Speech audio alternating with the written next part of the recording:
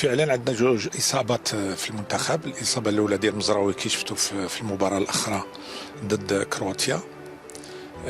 تصاب على مستوى الفلون ديالو، الفلون غوش اللي ايسر، واللي قمنا له بفحوصات، ولحد الان ما يمكنناش نعرفوا واش غيشارك في المقابلات الجايه ولا لا. غيكون عندنا فحوصات اخرى غدار له، ومنها ان شاء الله غدا ولا من بعد غدا تكون عندنا النتيجه.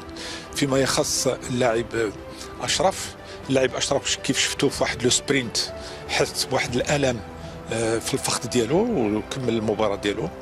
الفحوصات ديالو ما بينتش شي حاجه صعيبه، سي ان بليسيور ليجير، ولكن في هذا الميدان ديال الرياضه خاصنا نكونوا فيغ تري اتونسيون.